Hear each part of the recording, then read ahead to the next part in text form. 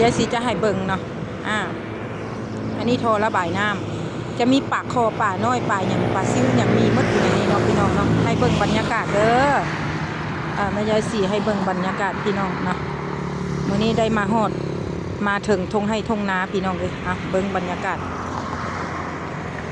ยามมื้อแรงเด้อพี่น้องเด้อเขียวลุ่มเนี่ยโอ้โหมาทางนี้ก็จะมาเจอดำคือลือเนาะจะมาแต่ปากลายผู้ใดเนาะความดำเนาะจะไปทางปากลาย